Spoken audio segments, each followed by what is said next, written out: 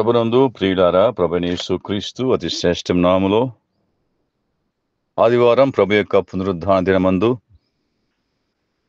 ప్రభునందు విశ్వాసముంచి ఆయన రక్తం చేత కడుగుబడి పరిశుద్ధులుగా తీర్చబడిన మనము ప్రభువును జ్ఞాపకం చేసుకున్నట్టుకై సంఘముగా చేరి వస్తుండగా మన ప్రభువైన యేసుక్రీస్తును గురించిన తలంపులు, ధ్యానాలు, ఆయనను గూర్చిన సంగతులు మనము ధ్యానించి ప్రభువును జ్ఞాపకం చేసుకుని సమాజ మధ్యములో ఆయన హెచ్చించి ఘనపరిచి మన ఆరాధన తండ్రైన దేవునికి అర్పిస్తున్నాం. అట్టి సాంప్రదాయము, అటు వాడుక మన సంఘాలలో కలిగి ఉండడము అది ఎంతో ధన్యకరమైన విషయం. ఆదివారం ప్రభు యొక్క పునరుద్ధాన దినమును ఎరిగి ఆయనను జ్ఞాపకం చేసుకున్నటకై మనం చేరి వస్తున్నాం.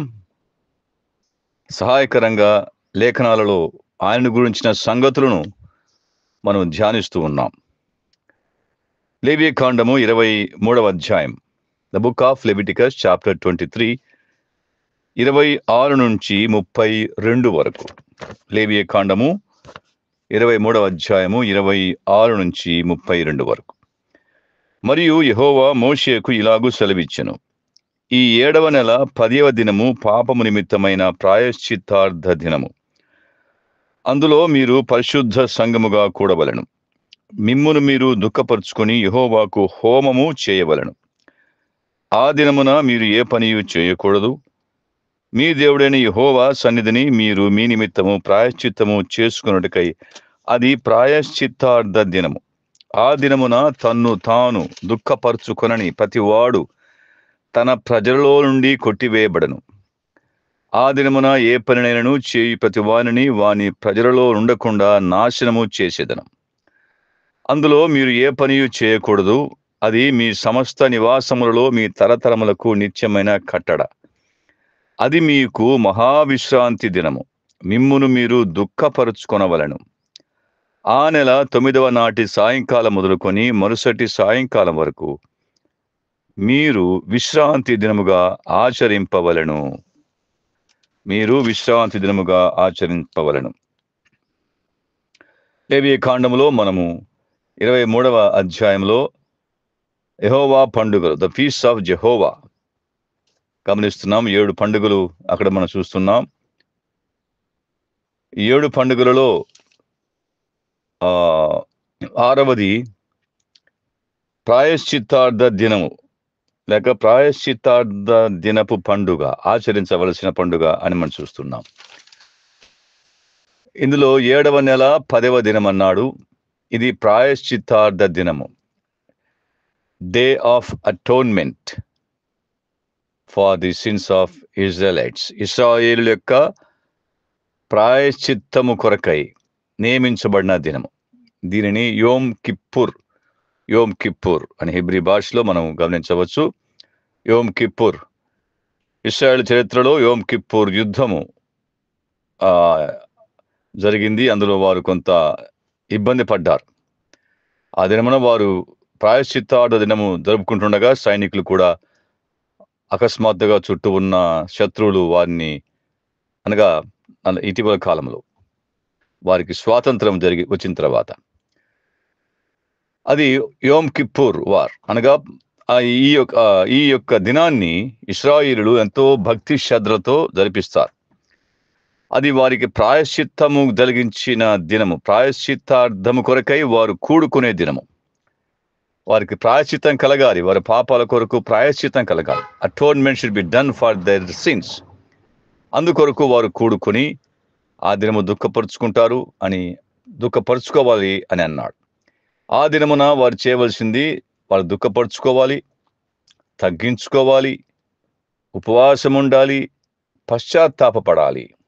అప్పుడు వారి పాపములకు పరిహారం, ప్రాయశ్చిత్తము జరుగుతుంది అనేది పాత నిబంధనలో వారికి ఇవ్వబడిన ఆజ్ఞ.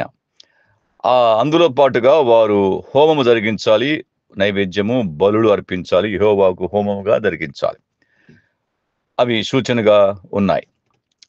ఇది ఇట్స్ అ సాలమ్ ఫాస్టింగ్ అనగా గంభీరమైన ఉపవాస సంబంధమైన దినము. It's solemn. అది సింపుల్గా నిర్లక్ష్యంగా చేసేది కాదు, గంభీరంగా చేయాలి, దానిని ఎంతో హుందాగా చేయాలి. అలాగే ఈ దినమున వారు చాలా చాలా దుఃఖపరుచుకోవాలి. Deep repentance. వారు ఎంతగానో తీవ్రమైన దుఃఖం పొందాలి. వారి పాప నిమిత్తమై దుఃఖము, పశ్చాత్తాపం పొందాలి. అలాగే ఆ దినమున వారు బలులు అర్పించాలి. ఇవన్నీ ప్రాయశ్చిత్తార్థ దినమున వారు జరిగించవలసిన కార్యాలు. అందులో హోమము, నైవేద్యము, బలులు అర్పించాలి అన్నాడు. ఇదే అధ్యాయంలో మహావిశ్రాంతి దినము అంటున్నాడు. మహావిశ్రాంతి దినము ఇది సంవత్సరానికి ఒకసారి మాత్రమే, వన్స్ ఇన్ ఎ ఇయర్. ప్రధాన యాజకుడు వెళ్ళి అతి పరిశుద్ధ స్థలములకు ప్రవేశించి ఆ ప్రాయశ్చిత్తార్థమైన బలి యొక్క రక్తాన్ని అక్కడ చమురుతాడు. అవన్నీ పాత నిబంధనలు మనం చూస్తున్నాం. ఇందులో ఆరాధికులముగా మనకు ప్రభువును జ్ఞాపకం చేసుకునే వెసులుబాటు లేక ఆవశ్యకత ఇందులో ఉంది. ఆదివారం రొట్టె విరుచు కూడికు చేరువస్తుండగా మనము జ్ఞాపకం చేసుకోవాల్సింది ప్రభువునే, ప్రభువును గురించిన సంగతులే, ప్రభువును గురించిన ఆలోచన, ఆయన గురించిన ముచ్చట మనం జరిగించాలి, ముచ్చటించాలి ఆయన గురించి. క్రీస్తు మన నిమిత్తము చేసిన ప్రాయశ్చిత్తము ఇందులో జ్ఞాపకం వస్తుంది. వారికి ప్రాయశ్చిత్తం జరగాలంటే, ప్రాయశ్చిత్తము దినమున వారి పాపాలు పరిహరించబడాలి, వారి పాపాలకు క్షమాపణ పొందాలంటే వారు పశ్చాత్తాపడితే సరిపోదు. కానీ ఆ పశ్చాత్తాపము, ప్రాయశ్చిత్తం నిమిత్తమై ఒక బలి అర్పించబడాలి. అందుకే హోమము చెప్పాడు, అక్కడ బలులు అర్పించాలని చెప్పాడు.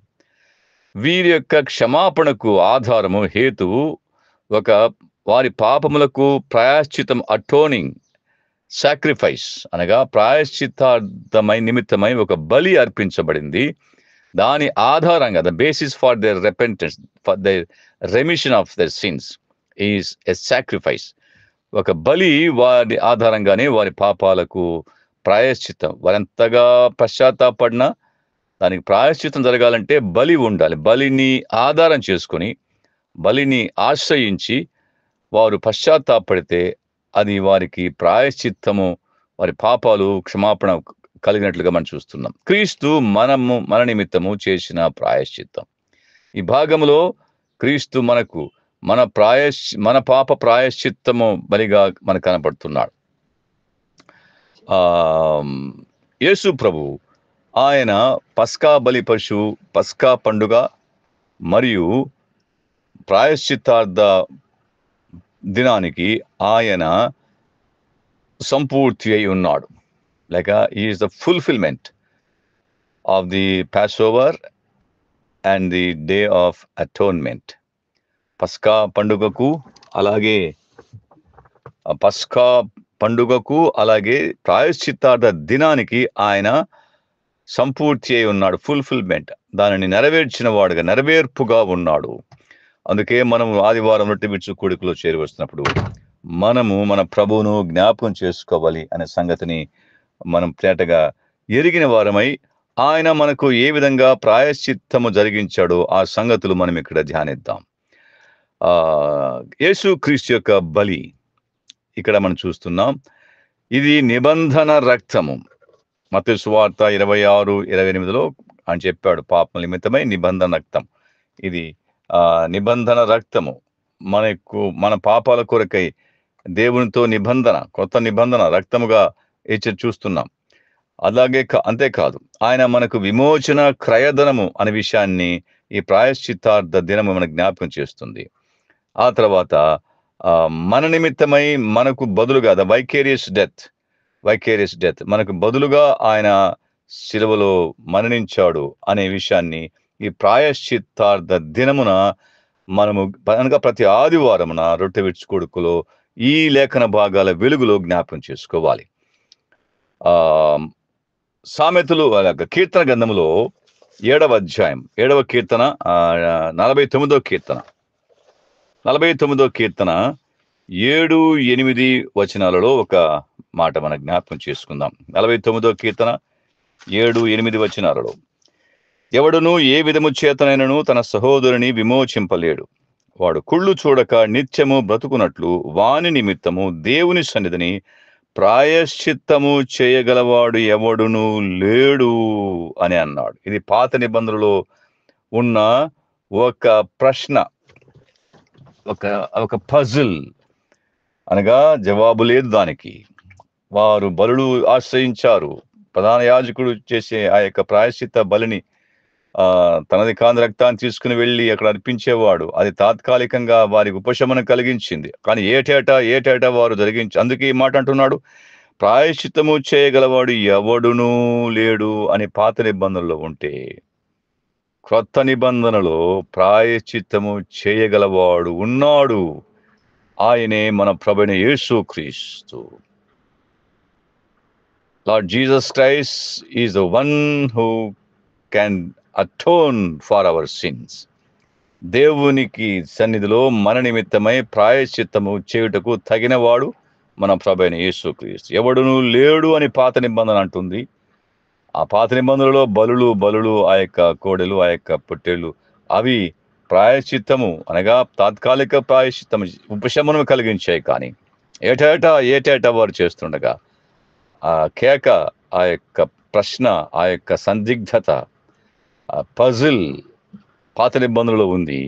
కానీ దాని యొక్క నెరవేర్పు, ద ఫుల్ఫిల్మెంట్, దాని యొక్క రూపము, సంపూర్ణత మన ప్రభువైన యేసుక్రీస్తులో మనం చూస్తున్నాం. ఆయన ప్రాయశ్చిత్తము మన నిమిత్తమై చేసిన వాడుగా ఉంటున్నాడు. 1 యోహాను పత్రికలో 4వ అధ్యాయం 1 John 4:10. 1 యోహాను పత్రిక 4వ అధ్యాయము 10వ వచనంలో, మనము దేవుని ప్రేమించితమని కాదు, తానే మనలను ప్రేమించి మన పాపములకు ప్రాయశ్చిత్తమై ఉండుటకు తన కుమారుని పంపెను. Atonement. To make atonement for our sins, God the Father sent his only begotten Son into this world. మన పాపములకు ప్రాయశ్చిత్తము చేయుటకై తండ్రి పరలోకం నుంచి తన కుమారుని ఈ లోకానికి పంపి ఉన్నాడు.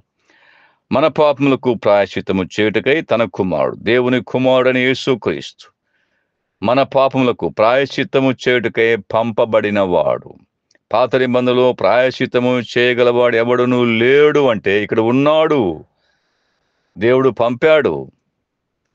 అందుకే ఆదివారం మన జీవితకాలం అంతా మన ప్రభుని హెచ్చిస్తున్నాం. ఆదివారం సంఘముగా చేరినప్పుడు రొట్టె విచ్చు కూడికలో ఆ ధ్యానంలో మన నిమిత్తమై, మన పాప ప్రాయశ్చిత్తమైన మన ప్రభువును జ్ఞాపకం చేసుకుంటున్నాం. ఆయన ద్వారా, ఆయన బలి ద్వారా మనకు కలిగిన పాప క్షమాపణ మనం జ్ఞాపకం చేసుకుంటున్నాం. 4వ అధ్యాయంలోనే 1 యోహాను పత్రిక 2వ అధ్యాయం, 1 యోహాను పత్రిక 2వ అధ్యాయంలో 2వ వచనం, ఆయనే మన పాపములకు శాంతికరమై ఉన్నాడు. మన పాపములకు మాత్రమే కాదు, సర్వలోకమునకును శాంతికరమై ఉన్నాడు. శాంతికరమై ఉన్నాడు అని మాట్లాడుతున్నప్పుడు ప్రాయశ్చిత్తమై ఉన్నాడు అని కింద ఫుట్ నోట్లో వ్రాయబడి ఉంది. 4 సంఖ్య వేసి శాంతికరమై ఉన్నాడు లేక ప్రాయశ్చిత్తమై ఉన్నాడు.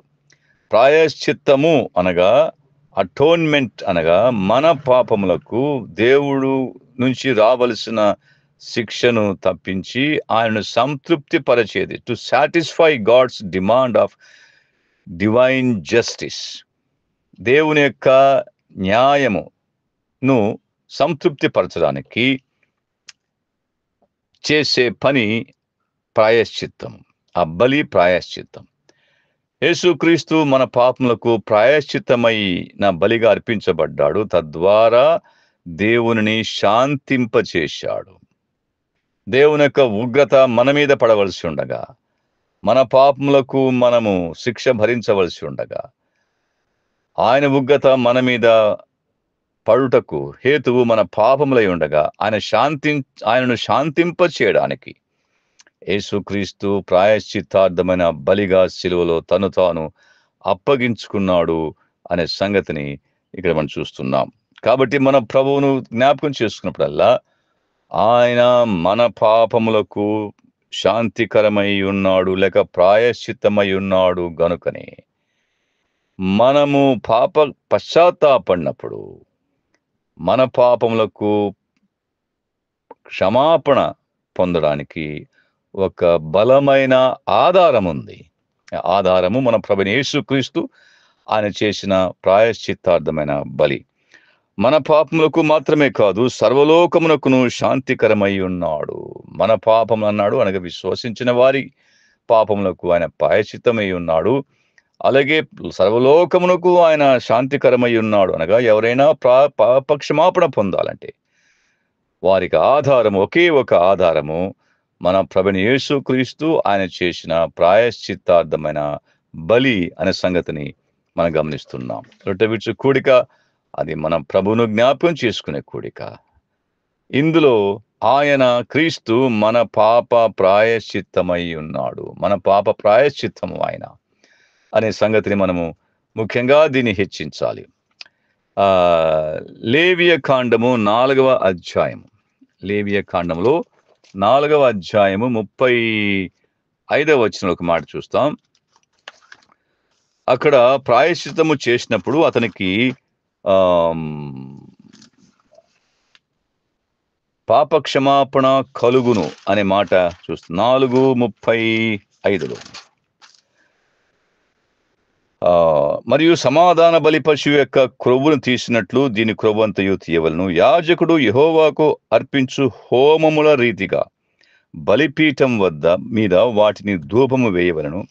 అతడు చేసిన పాపం విషయమై యాజకుడు అతని నిమిత్తము ప్రాయశ్చిత్తము చేయగా అతనికి క్షమాపణ కలుగును, లేక పాప క్షమాపణ కలుగును. 32వ వచనంలో లేవి కాండము 4:32లో ఎవడైనను పాప పరిహారార్థ బలిగా అర్పించుటకు గొర్రెను తీసుకుని వచ్చినలా నిర్దోషమైన దానిని తీసుకుని వచ్చి అని ఇక్కడ చెప్తున్నాడు. ఆ కార్యక్రమం అంతా చెప్తున్నాడు. దాన్ని వధించాలి, ఆ రక్తం అంతా ప్రోక్షించాలి, అలాగే బలిపీఠం వాటిని ధూపం వేయాలి అని అన్నాడు. మన ప్రభువైన యేసుక్రీస్తు నందు మనకు పాప క్షమాపణ కలిగింది. ఎందువల్ల దేవుడు మన కొరకై తను తానే బలిగా అర్పించుకున్నాడు. దేవుడు ప్రాయశ్చిత్తార్థమైన బలిగా శిలువ పైన తన సొంత కుమారుని ఆయన అర్పించి మన నిమిత్తమై ప్రాయశ్చిత్తము చేయగా నమ్మిన మనకు పాప క్షమాపణ కలుగును. అతడు చేసిన పాపము విషయమై యాజకుడు అతని నిమిత్తము ప్రాయశ్చిత్తము చేయగా అతనికి క్షమాపణ కలుగును. బల్ల చుట్టూ చేరిన మనము జ్ఞాపకం చేసుకోవాల్సింది, మన నిమిత్తమై యేసు ప్రభు ప్రాయశ్చిత్తము చేయగా మనకు పాప క్షమాపణ కలిగింది. అందును బట్టి మనము మన ప్రభుని హెచ్చించి గణపరుస్తున్నాం.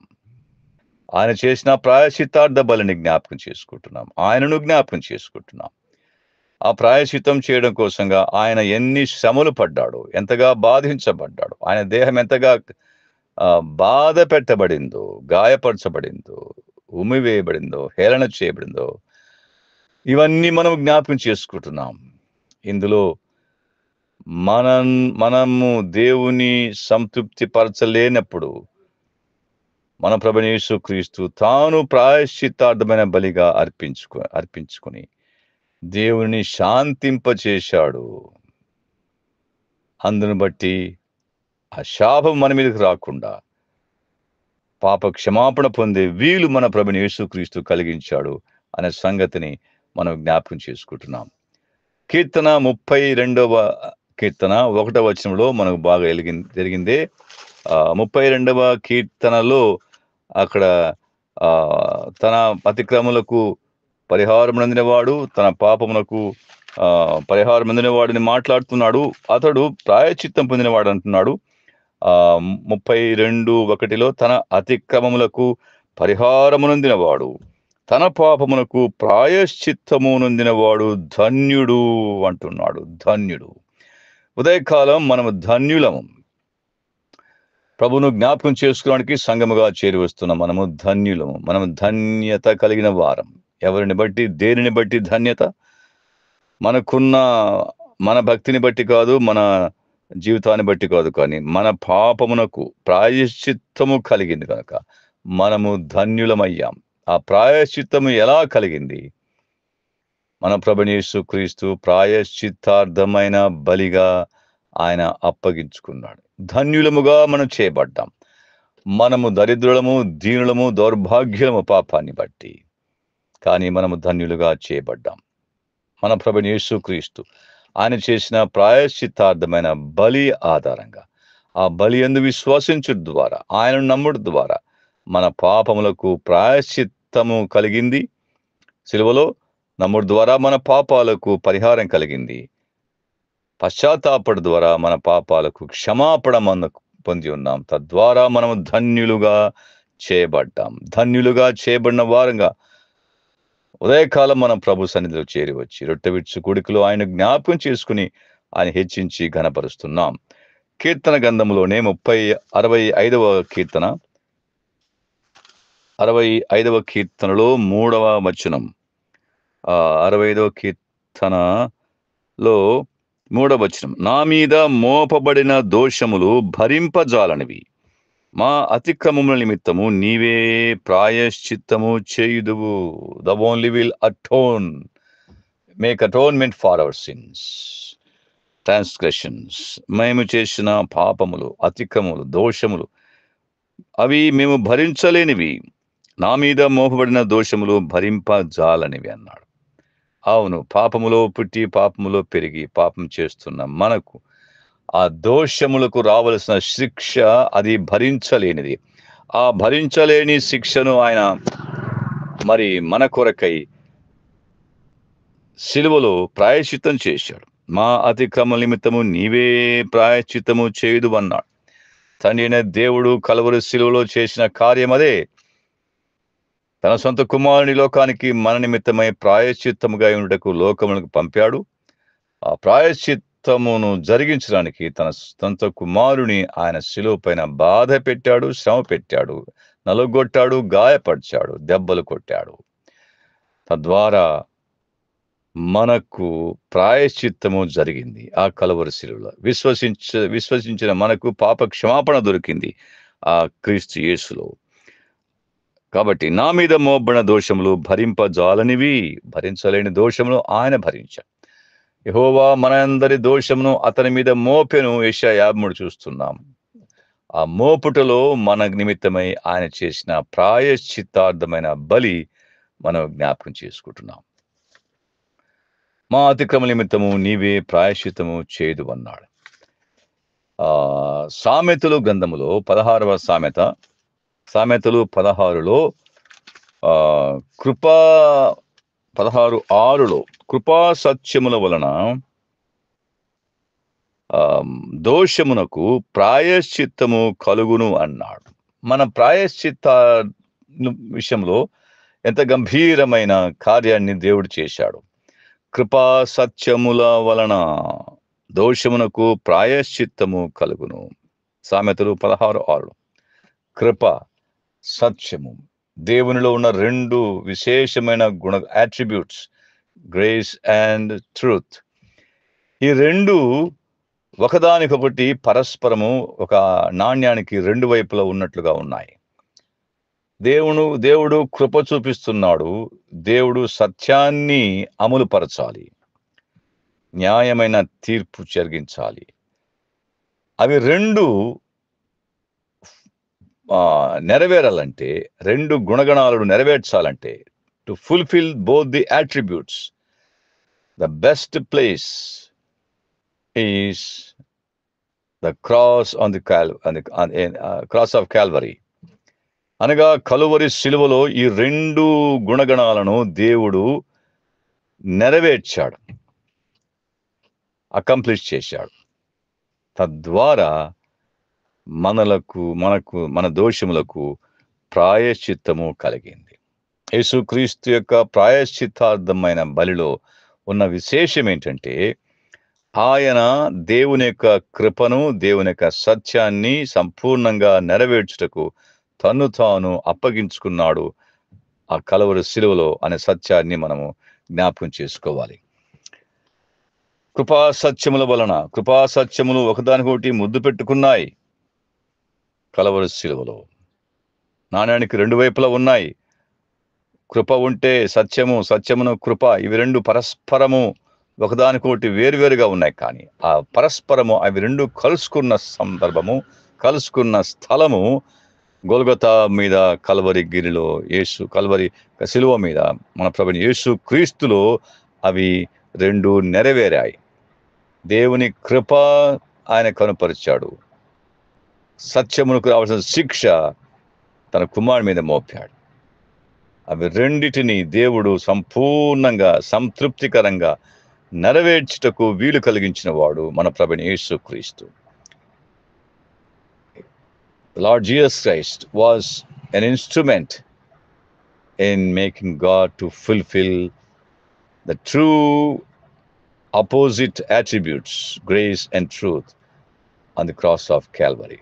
కల్వరి శిలువ మీద దేవుని యొక్క కృప, దేవుని యొక్క సత్యమును నెరవేర్చుటకు, దానిని అమలుపరచుటకు తగిన స్థలము ఆ కల్వరి కొండ మీద, శిలువ మీద మన ప్రభువైన యేసు క్రీస్తు జరిగించాడు అనే విషయాన్ని జ్ఞాపకం చేసుకుని, కృపా సత్యముల వలన దోషమునకు ప్రాయశ్చిత్తము కలుగు, మన పాపములకు ప్రాయశ్చిత్తము జరిగించిన వాడు మన ప్రభువైన యేసు క్రీస్తు అన్నాడు. గలతీ పత్రిక 1వ అధ్యాయము 4వ వచనంలో, గలతీ 1:4 మన పాపములను నిమిత్తము మనకు తను తాను అప్పగించుకున్నాడు మన తండ్రి దేవుని చిత్త ప్రకారము. గలతీ 1:4 క్రీస్తు మనలను ప్రస్తుతపు దుష్టకాలములో నుండి విమోచింపవలని మన పాపముల నిమిత్తము తను తాను అప్పగించుకున్నాడు. విమోచన, redemption from the present evil world. ఈ దుష్టకాలము, ప్రస్తుతపు దుష్టకాలములో నుండి విడిపించాలని ఆయన తను తాను అప్పగించుకుని, హీ ఆఫర్డ్ హిమ్సెల్ఫ్ అని మనం చూస్తున్నాం. విమోచనము ఆయన మనకు కలిగించిన కోసంగా అప్పగించుకున్నాడు. అది ప్రాయశ్చిత్తార్థమైన బలిని సూచిస్తుంది. మార్కు సువార్త 10వ అధ్యాయము 45వ వచనంలో, మార్కు సువార్త 10:45లో, మనుష్య కుమారుడు పరిచారము చేయించుకున్నటకు రాలేదు గాని పరిచారం చేయుటకును అనేకులకు ప్రతిగా విమోచన క్రయధనముగా తన ప్రాణము ఇచ్చుటకును వచ్చెను. విమోచన క్రయధనముగా తన ప్రాణము ఇచ్చుటకు వచ్చెను. ransom, redemption, a ransom. To redeem, ransom is required. విమోచించబడాలంటే దానికి క్రయధనము, ransom పే చేయాలి. ఆ క్రయధనాన్ని చెల్లించడం ద్వారా మనకు విమోచన కలిగించినవాడు. అది ప్రాయశ్చిత్తార్థమైన బలి. మన పాపములకు ప్రాయశ్చిత్తము జరగందే మనకు విమోచన లేదు. ఆ ప్రాయశ్చిత్తార్థమైన బలి మన ప్రభువైన యేసుక్రీస్తు జరిగించాడు. హెబ్రీ పత్రిక 9వ అధ్యాయంలో, హెబ్రీ పత్రిక 9:26లో 9:26లో 9:11లో కూడా, అయితే హీబ్రూస్ 9:11 అయితే క్రీస్తు రాబోచున్న మేలుల విషయమై ప్రధాన యాజకుడుగా వచ్చి తానే నిత్యమైన విమోచన సంపాదించి హస్తకృతము కానిది, అనగా ఈ సృష్టి సంబంధము కానిదియు మరి ఘనమైనదియు పరిపూర్ణమైనదియునైన గుడారం ద్వారా అని మాట్లాడుతూ తన స్వరక్తముతో ఒకసారి పరిశుద్ధ స్థలములో ప్రవేశించును అని చూస్తున్నాం. 15లో, ఈ హేతు చేత మొదటి నిబంధన కాలంలో జరిగిన అపరాధముల నుండి విమోచనము కలుగుటకై ఆయన మరణము పొందినందున అనే మాట కూడా చూస్తున్నాం. ఆయన కొత్త నిబంధనకు మధ్యవర్తి అయి ఉన్నాడు అని మాట్లాడుతూ 26వ వచనంలో, ఆయన యుగముల సమాప్తి యందు తను తానే బలిగా అర్పించుకున్నట వలన పాప నివారణ చేయుటకై ఒక్కసారే ప్రత్యక్ష పరచబడెను. పాప నివారణ చేయుటకై ఆయన ఒక్కసారి ప్రత్యక్ష పరచబడెను. యేసుక్రీస్తు యొక్క మొదటి రాకడలో ఆయన ప్రత్యక్షపరచబడ్డాడు. ఆయన చేసిన ఉద్దేశం ఏంటి? పాప నివారణ, పుటవే సిన్, పాప నివారణ. ప్రాయశ్చిత్తములో ఉన్న గంభీరమైన సత్యము, మన పాపములకు నివారణ కలిగింది. అవర్ సిన్స్ వర్ పుట్ అవే. మన పాపములు నివారించబడ్డాయి. దేవుడు శాంతింప చేయబడ్డాడు. ఆ ప్రాయశ్చిత్తమైన బలిని ద్వారా ఆశ్రయించడం ద్వారా మనకు పాప క్షమాపణ కలిగింది. ఇది వారు జ్ఞాపకం చేసుకోవాలి. ఏటేటా 7వ నెల 10వ దినమున వారు దీన్ని జరగాలి, జ్ఞాపకం చేసుకోవాలి, దుఃఖపరచాలి, ఉపవాసం ఉండాలి. వారు బలులు అర్పించాలి. మన ఎదుట ఉన్న ఆ ఒక్క బలి, ఆయన ఒక్కసారి చేసిన బలి, అది ప్రాయశ్చిత్తార్థమైన బలి. మన ప్రభువైన యేసుక్రీస్తు అయ్యుండగా ఆయనను జ్ఞాపకం చేసుకుని ఆయన విశ్వాసం ఉంచడం ద్వారా మనకు కలిగిన పాప క్షమాపణ బట్టి దేవుణ్ణి హెచ్చిస్తూ గణపరుస్తూ, మన ప్రభువును జ్ఞాపకం చేసుకుని ఆయన హెచ్చించి గణపరిచి, మన ఆరాధన మన ప్రభువైన యేసుక్రీస్తు ద్వారా తండ్రి దేవునికి అర్పించుదుము గాక.